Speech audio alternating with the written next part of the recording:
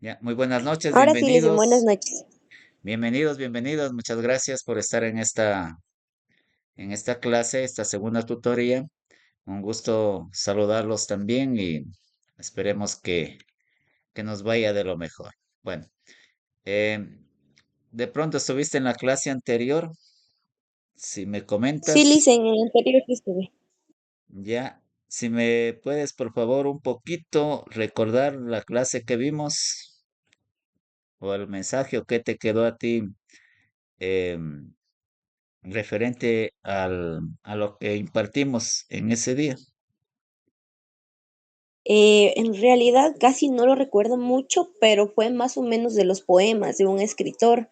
Incluso usted mandó tarea, unas preguntas y Ya todo. hablamos lo de la generación Ah, decapitada, sí, no sé si te sí. acuerdas. Ya.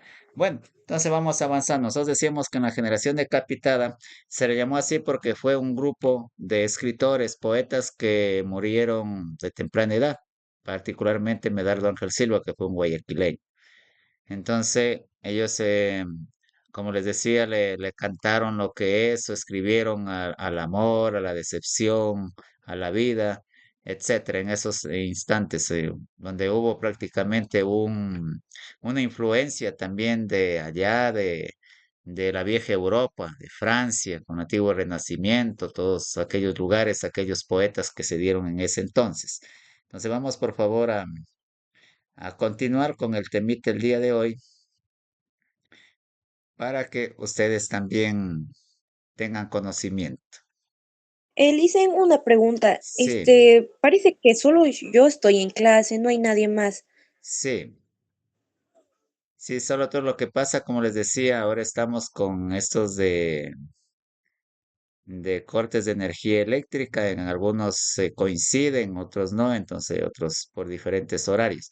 Esta clase va a quedar grabada en todo caso para que la puedan ver estos minutos hasta que prácticamente tengamos servicio de energía eléctrica. ¿Sí? Ya, Lizzy, muy bien. Bien, entonces vamos a hacer un recordario rapidísimo. La generación decapitada se dio este nombre a un conjunto de poetas finales del siglo XIX y principios del XX que murieron muy jóvenes. Fueron Medardo Ángel Silva, Arturo Borges, Ernesto Novoa y Camayo y Humberto Fierro, que eso lo estábamos viendo, ¿no? La obra poética de estos autores se caracteriza por una notable influencia del modernismo de Rubén Darío y de las raíces mismas de ese movimiento, ¿sí? Esto ya lo estuvimos viendo. Algunos poesías de Ernesto Novoa y Camaño, como decía, hay tardes en las que uno desearía embarcarse y partirse en rumbo cierto, y silenciosamente de algún puerto irse alejando mientras muere el día. Entonces, esto era lo que ellos trataban de expresar a través de lo que sentían, ¿no? Em, Luego de aquello, vimos un poco la poesía del siglo XX, Jorge Carrera Andrade, si ustedes recuerdan también un poquito. César Dávila Andrade, igual también uno de los poetas de la generación decapitada, y algunos otros también escritos que ellos dejaron. Vamos ahora sí a enfocarnos en lo de acá, estimados estudiantes.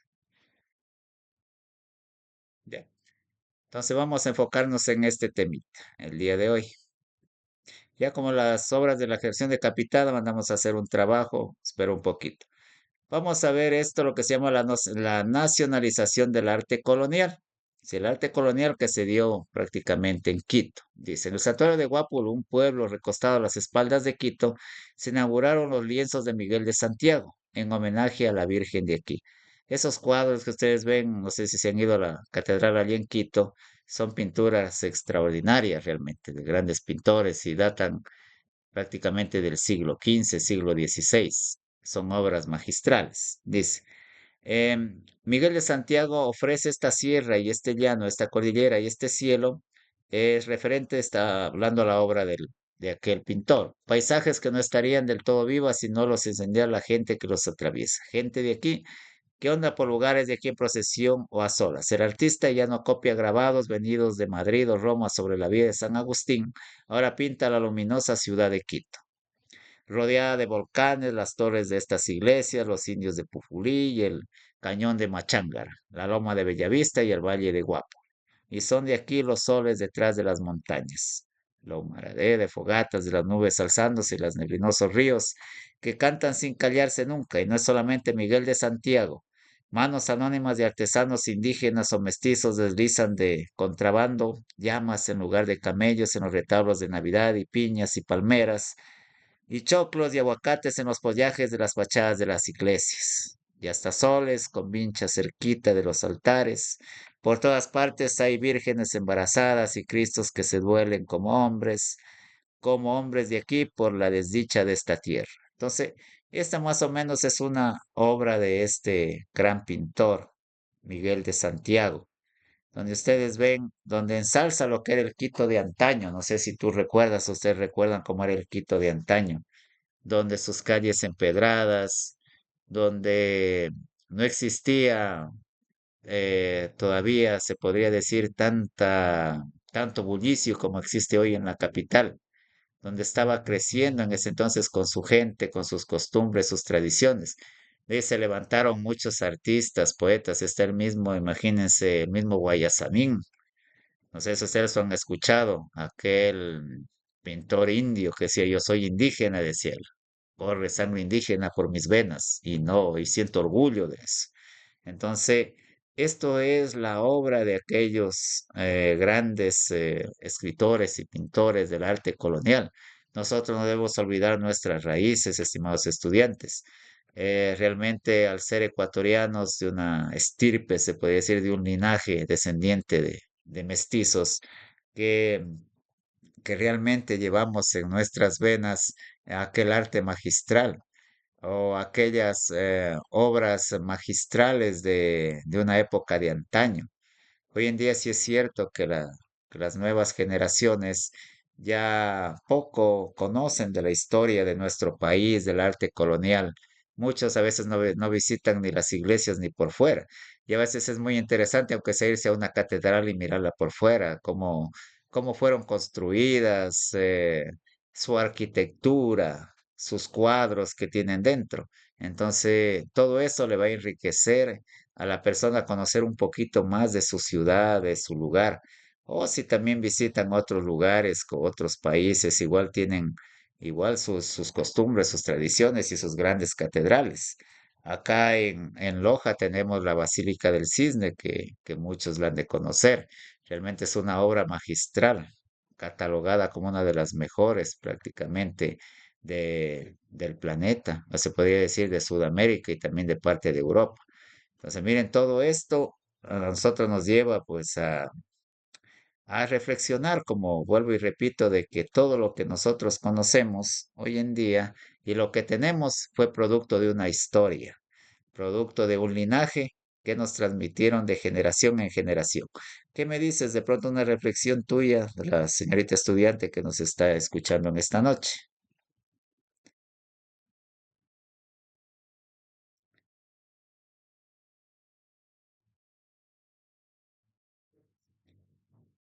De pronto, si puedes compartirnos algo, continuamos. Bien. Vamos nosotros a continuar abordando estos temitas de lo que es del arte colonial. Dice, para obtener información necesitamos adquirir algunos conocimientos que nos permitan entender mejor lo que es la obra de Eduardo Galeano y en qué consiste su libro Memoria de Fuego. Yo les estoy prácticamente haciendo un análisis de algunos autores o pintores del Quito de antaño. También es muy útil también que nosotros consigamos literatura sobre aquello. Por ejemplo, investigar si realmente existió un Miguel de Santiago, quién era, qué hizo, qué importancia tiene en la historia del Ecuador. Entonces, cuando ustedes vean o investiguen en el internet quién fue Miguel de Santiago, van a ver, por ejemplo, una de las obras grandes de él, que es la Virgen Alada, ¿sí? O denominada la Virgen Alada. Entonces, una obra magistral prácticamente del arte colonial, donde simboliza a la Virgen, donde está pisando una serpiente encima del planeta. Entonces, ahí está con su... también algunos la pintan con su niño en brazos o de pronto con los brazos entrelazados. Entonces esto es una obra magistral de este gran pintor Miguel de Santiago. Luego, para conocer un poquito más de la historia, también se puede revisar en el internet, porque esto va más o menos de la época del siglo XVII, en en la época de la Real Audiencia de Quito.